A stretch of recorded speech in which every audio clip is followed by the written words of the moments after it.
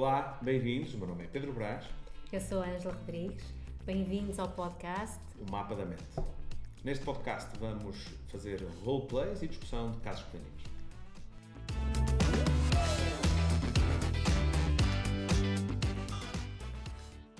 Olá a todos, bem-vinda Ângela Rodrigues.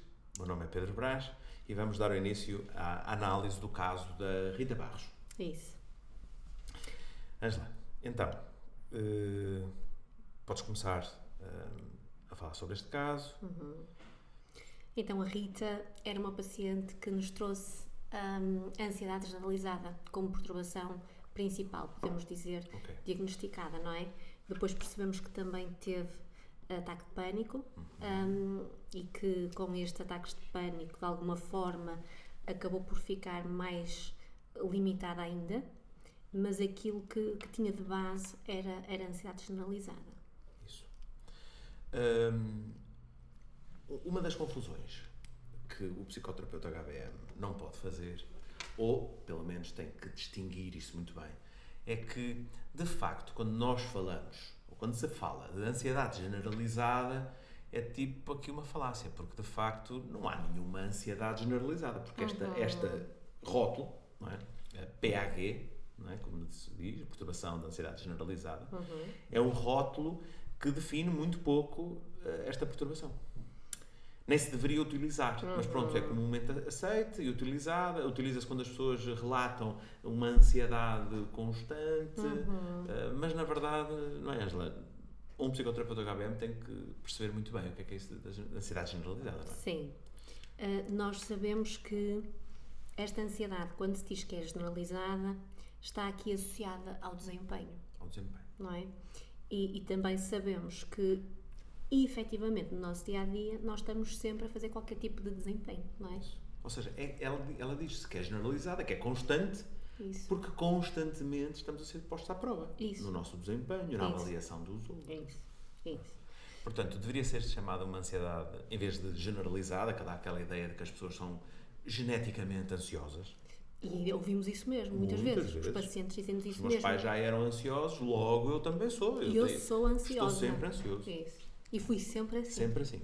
Isto. Ouvimos, e há esta crença que efetivamente eu sou porque sou, independentemente das circunstâncias e dos estímulos que eu posso estar a presenciar, não é? E efetivamente nós sabemos que não é bem isso, não é? Isso. Que esta ansiedade está associada a estímulos, a gatilhos que desencadeiam de alguma forma este depois desconforto que de alguma forma é muito constante na vida das pessoas. Mas de facto o que nós observamos no consultório é que a ansiedade generalizada, ou seja, a ansiedade que mais permanentemente perturba as pessoas é uma ansiedade de desempenho, não é? Onde as pessoas têm receio de ser avaliadas ou de ser expostas de alguma forma. Pelo medo de falhar. Medo de falhar. Ou pelo medo da crítica. Da crítica que vai dar ao a falhar. Ao seu desempenho. Exatamente. Portanto, até podemos então dizer que a ansiedade generalizada, sendo um rótulo negativo, que não identifica o estado, é uma ansiedade de desempenho que eu tenho quando tenho medo de falhar. Exatamente. E falhar perante os outros, perante a avaliação dos outros. Os outros estão a olhar para mim, podem-me avaliar no meu desempenho e isso vai-me dar dor. E por me dar dor, tenho medo de sentir essa dor da avaliação dos outros. De uma forma assim, aparente, até nos parece que faz sentido, não é? Sim. Obviamente que ninguém quer ser criticado, não é? Claro. Ninguém gosta de ser criticado, ninguém gosta de falhar, não é? Ouvimos isto de uma forma lógica e racional muitas vezes, mas nós sabemos que não é bem isto, não é? Não é só isto. Ou é isso com desequilíbrio, ou seja, é excessivo. É excessivo, muito ampliado, não é? Foge do normal. Isso. São medos que não são normais. E que acabam por bloquear o desempenho, muitas vezes depois, e fazem precisamente o oposto daquilo que é o que as pessoas querem fazer, que é querem fazer bem e acabam por não conseguir efetivamente fazer bem. Exatamente, porque bloqueiam. Aqui a nossa Rita Barros tinha aqui um medo em falhar. Sim. Não é? O medo em falhar. É importante percebermos aqui duas dimensões do medo em falhar, que é as pessoas com medo em falhar medo do desempenho, podem ter duas atitudes. A primeira é não falhar. Ou seja, se eu tenho medo de falhar, eu vou tentar não falhar. O que é humanamente impossível, não é? Falhamos sempre. E depois a questão aqui é a evidência de que acertamos. Porque o que é o falhar? Eu não estar bom o suficiente, para algumas pessoas é falhar. Então, mas o que é o bom o suficiente? Isso é muitas vezes abstrato. Quanto é que eu sou um bom pai? Qual é o limite de ser um bom pai? Não existe. Não é? Portanto, raramente há bons suficientes.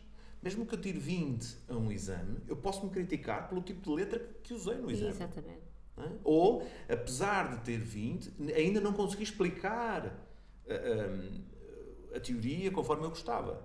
Portanto, é uma abstração pensarmos que existe um limite para sermos bons e para nós alcançarmos. Não é? Na verdade, não existe.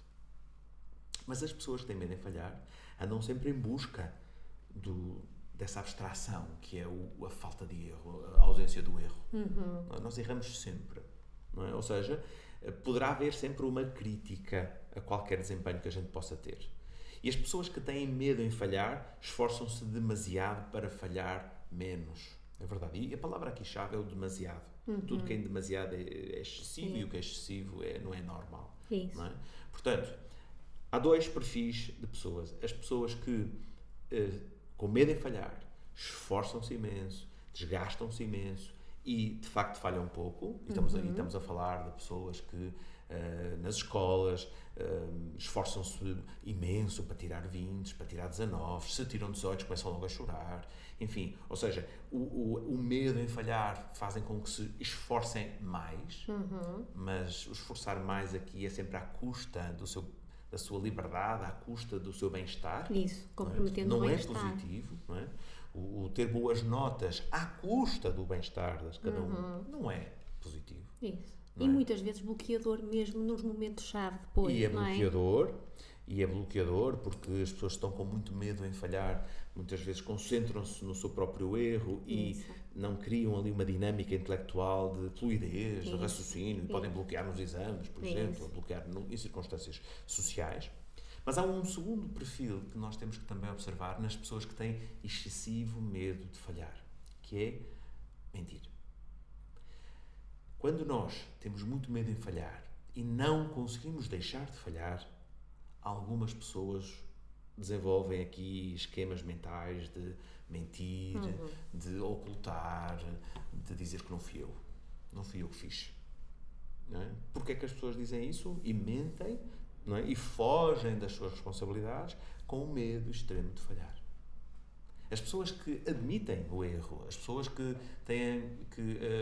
creem que podem falhar e falhar é um processo de aprendizagem, admitem que erram, pedem desculpa, melhoram para as próximas. Tá? As pessoas que não admitem o erro, que têm medo em falhar, mas que falham, como todos os outros, não vão admitir o erro e pior, não vão aprender com os erros porque não os admitem.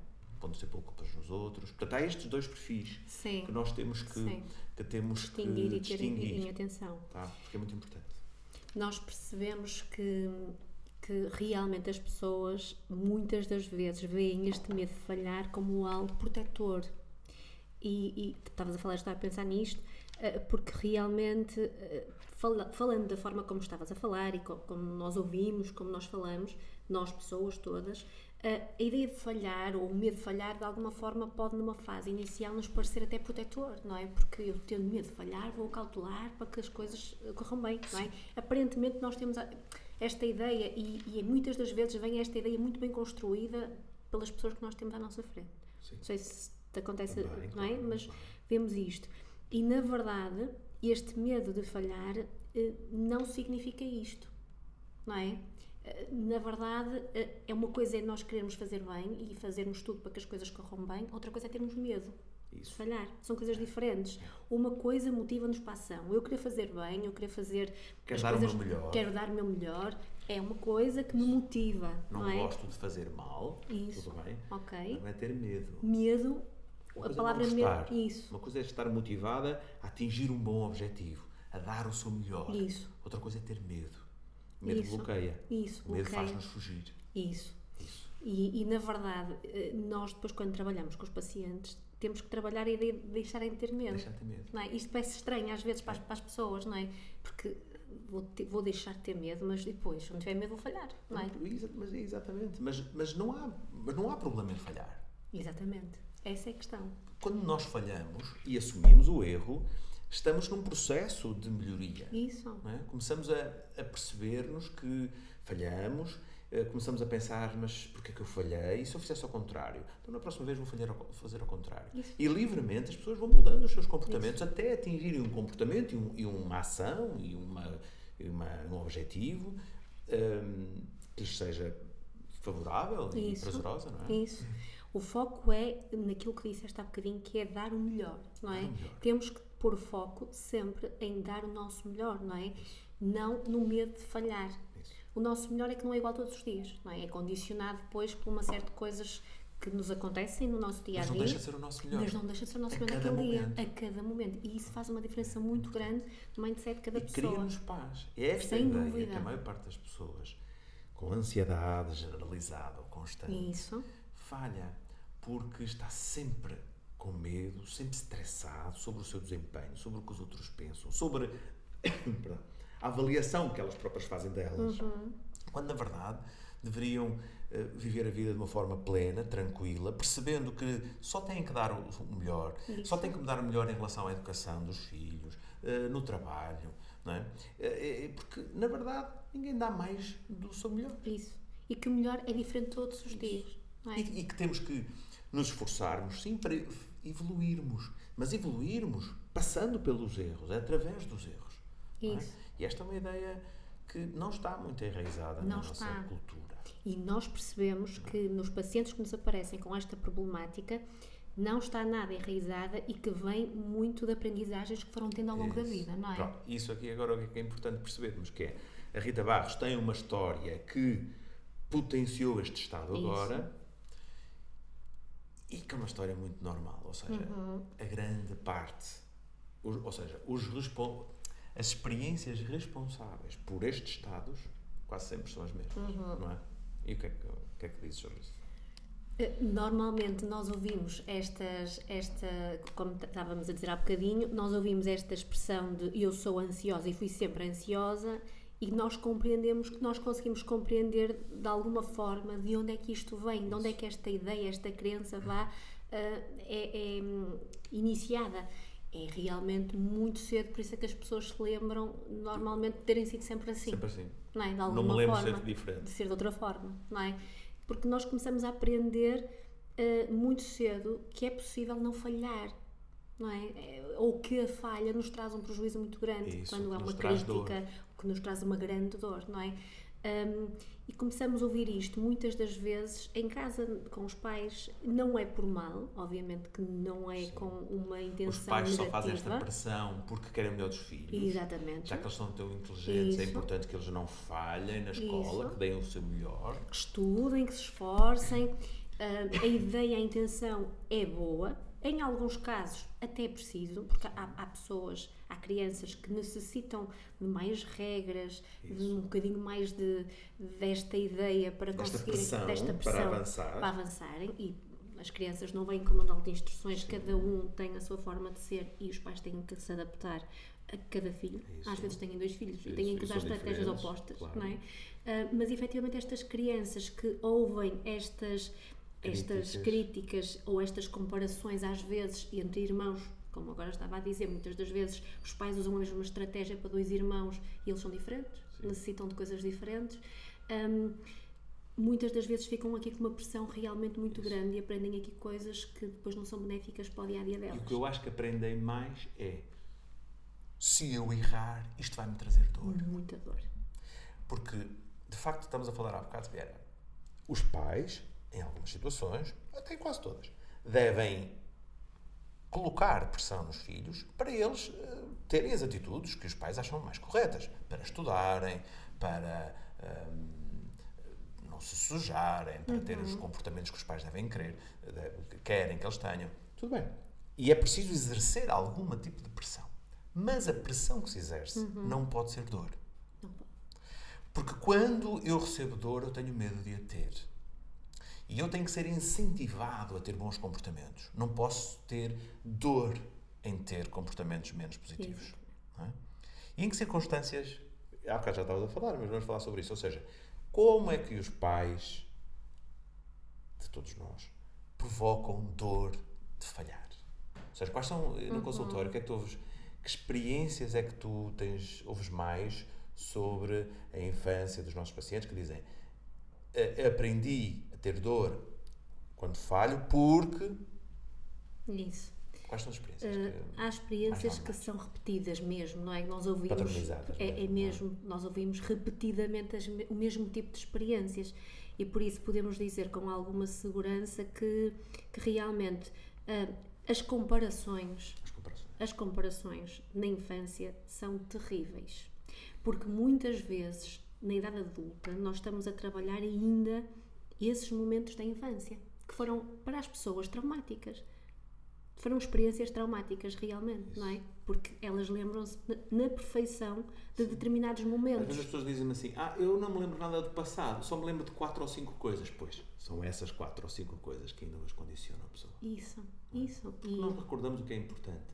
E se um adulto de 50 anos fala da forma como o pai a pressionava, é porque isso ainda hoje, aos 50 anos, é muito importante. Isso. Mesmo sem ter uma consciência, não é? E às vezes há eventos específicos que estão ali quase que guardados na perfeição, não é? Portanto, as palavras, as imagens estão ali mesmo bem retidas. E das comparações todas, há uma que eu acho muita piada. Sabe o que é que eu estou a...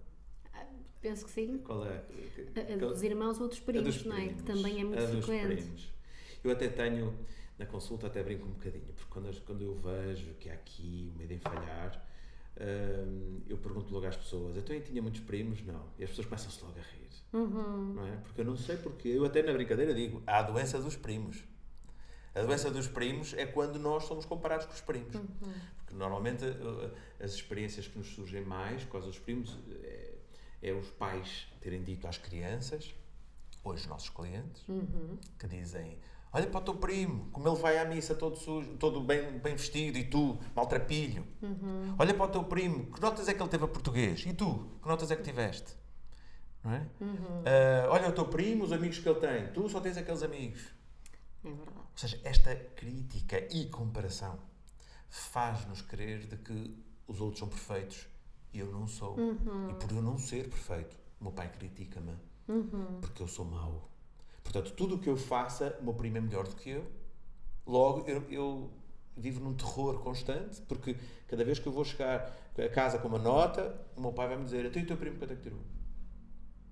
E depois não é só o primo, depois é os irmãos mais velhos ou mais novos, como estavas a dizer, depois os colegas na escola. Exatamente. Às vezes nós temos aqueles colegas mais inteligentes lá da escola, que os nossos pais também querem que consigamos ser como eles.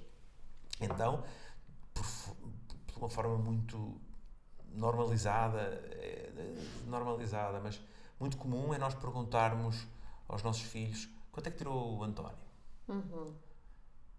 Tirou 17. E tu, 16,5. Poça, então, tens que ganhar-lhe. Ou seja, como se a vida, não é, fosse ganhar aos outros. Isso. Como o jogo foi ganhar aos outros. Ou seja, não importa o melhor que eu tenho para dar. Não importa o melhor que eu fiz. O que importa é eu ganhar aos outros. Só que às vezes temos que pensar que os nossos filhos, muitas vezes, estão numa turma de Einsteins.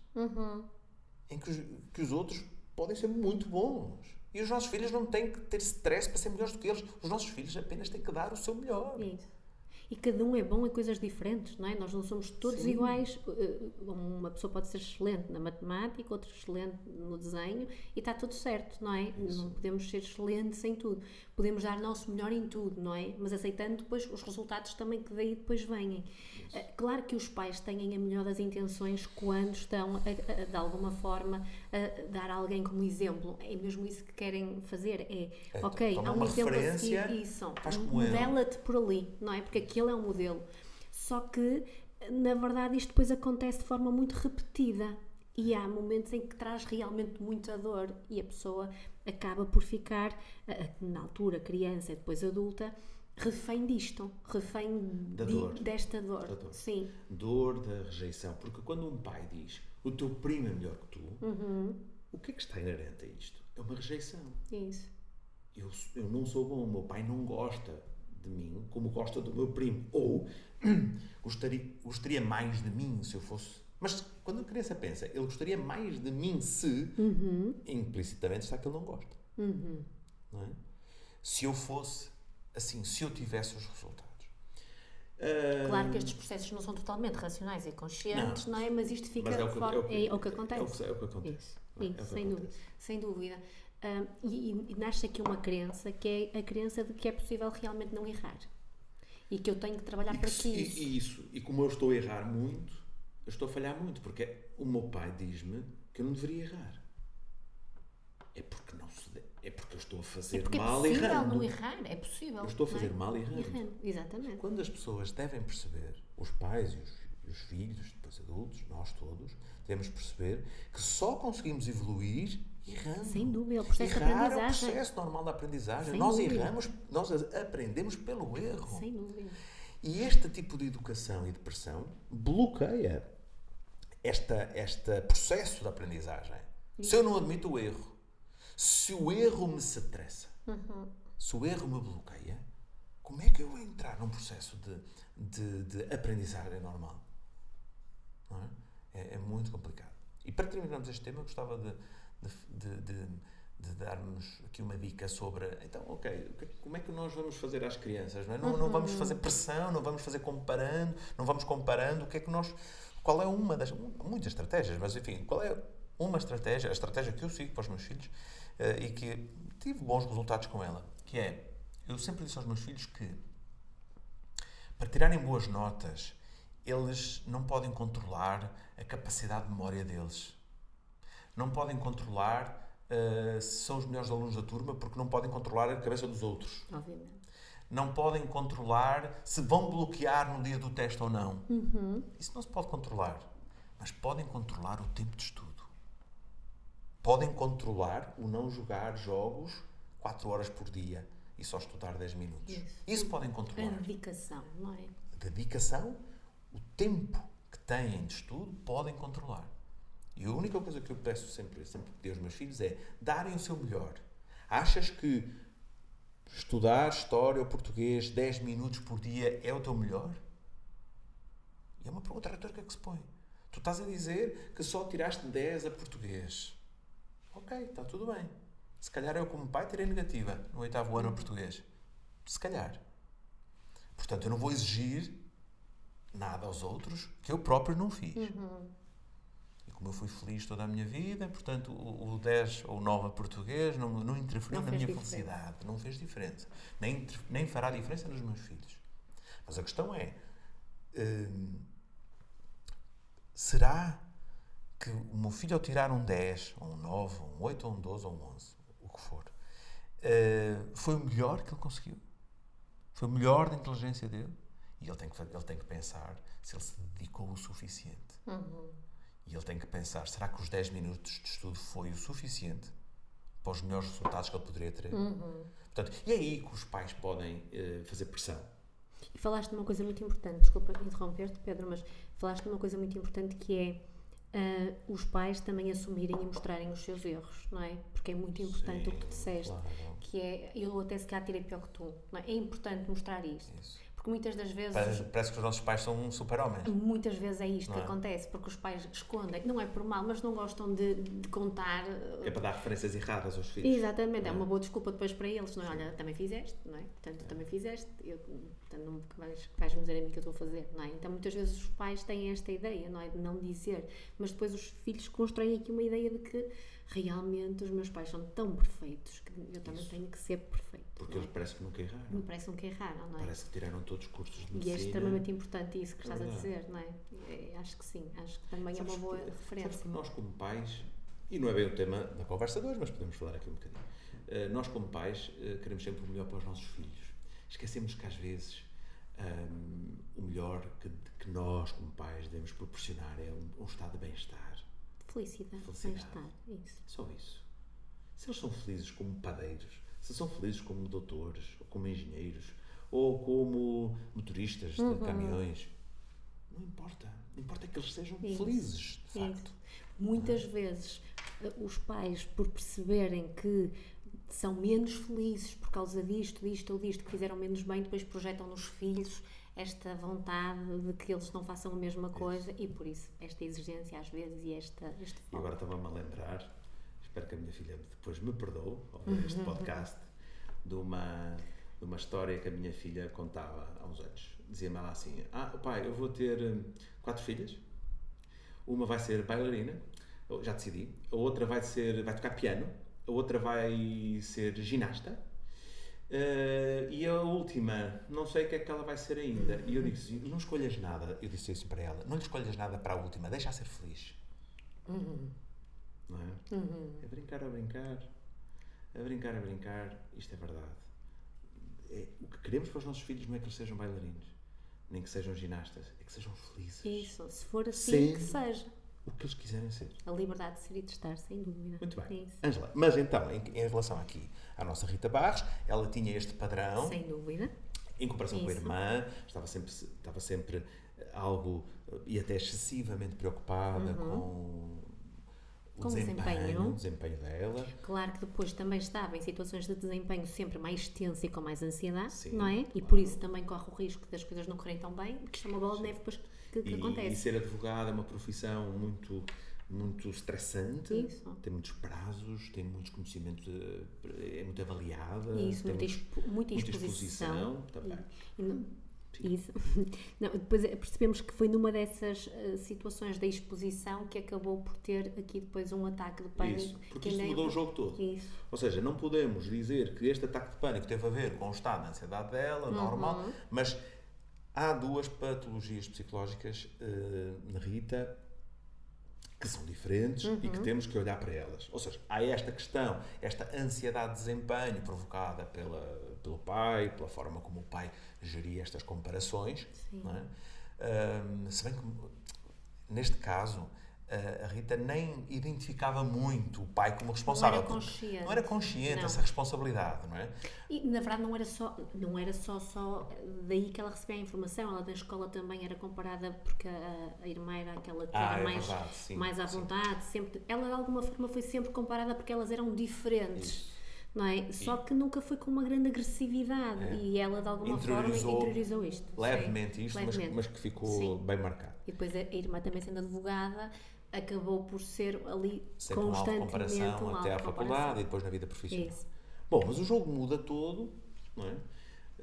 Quando existe aqui um ataque de pânico. Os ataques de pânico sabemos bem que são explosões emocionais que desconstroem totalmente ou que constroem um conjunto de crenças que vão bloquear depois a montante muito o comportamento. Fala um bocadinho disto, deste caso da Rita. Ela estava numa situação de desempenho, já um bocadinho mais ansiosa por ser uma situação de avaliação e de desempenho, e teve uma descarga de adrenalina naquele momento, não é? O ataque de pânico não deixa de ser uma descarga. O primeiro evento é espontâneo. Há uma descarga de adrenalina no momento em que a pessoa não identifica que precisa daquela adrenalina toda, não é?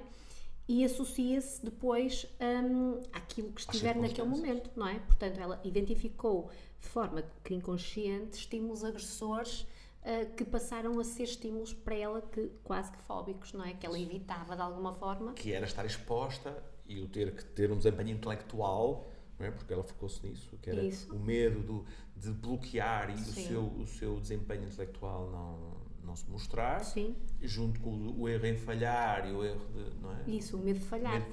Não é? Porque se ela não conseguisse estar bem no seu desempenho, iria falhar, não é? E, de alguma forma, tudo ganhou muito mais dimensão muito maior. Dimensão. O que é que acontece? Ela dizia mesmo, eu sempre tive algum nervosismo, alguma ansiedade nesses momentos, mas agora bloqueio mesmo e agora evito. Então, quando há um evitamento, nós percebemos que há ali um desconforto realmente maior. E que é um distúrbio. A ansiedade generalizada ainda não é um distúrbio, é um padrão de crenças que originam um comportamento mais vigilante. Sim. E um desconforto, não é? A ansiedade gera. Mas os ataques de pânico geram distúrbios verdadeiramente incongruentes, que as pessoas não reconhecem o porquê destes estados psicológicos e somáticos que bloqueiam por completo. É automático e irracional, não é? Completamente irracional.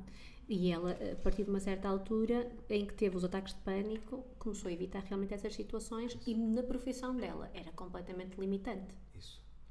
E as pessoas que têm estes padrões, muitas vezes desistem das profissões, metem baixas permanentemente. Ficam com uma vida mesmo condicionada. Infelizes. E muitas vezes não reconhecem que podem ser ajudadas. Porque não percebem que isto é uma disfunção emocional, não é? Que é um distúrbio psicológico, não é? E acreditam que, enfim, é o estado dela, porque sempre foram ansiosas e agora não conseguem. Quem é que as percebe? Quem é que as vai perceber? Muitas vezes falam com profissionais não treinados sobre estas patologias e o único remédio, olha, e a única solução são alguns medicamentos para acalmar, mas acalma o corpo, não acalma a mente. Não é? E a pessoa não sai deste padrão e vive, de facto, uma vida infeliz. Sem dúvida. E limitante. E muito limitada. Isso. Acontece-nos com muita frequência, de alguma forma, já chegarem em situações em que estão com grandes evitamentos e com uma vida bastante condicionada. E na verdade, às vezes já trazem como estavas a dizer, um raciocínio, já conseguiram de alguma forma racionalizar um bocadinho os medos e aí ainda é mais difícil, não é? Não é só automático, mas já está racional, já arranjam de alguma forma uma justificação para os seus medos. Isso. E por isso acabam quase que os aceitam como inevitáveis. O que é que eu vou fazer? Isso. O desconforto é tão grande, não é? De alguma forma, a única forma de evitar aquele desconforto é evitando a situação. Evitando os estímulos.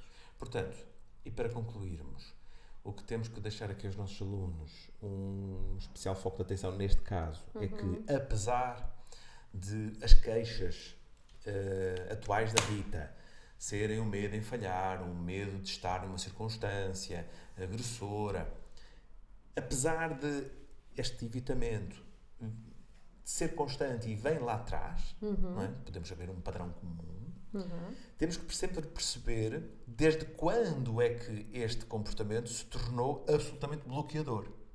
Porque quando nós vivemos uma experiência de depressão, por exemplo, eu estou deprimida há 40 anos, mas só há 3 meses é que tenho ideação suicida. Ou só há 2 anos é que eu não consegui trabalhar mais. Ou seja, temos que perceber que, espera lá, há um padrão parecido ao longo do tempo. Isso.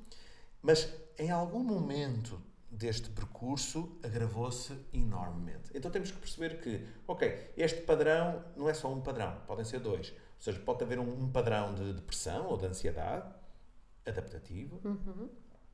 E no meio deste percurso poderá ter havido aqui um distúrbio psicológico.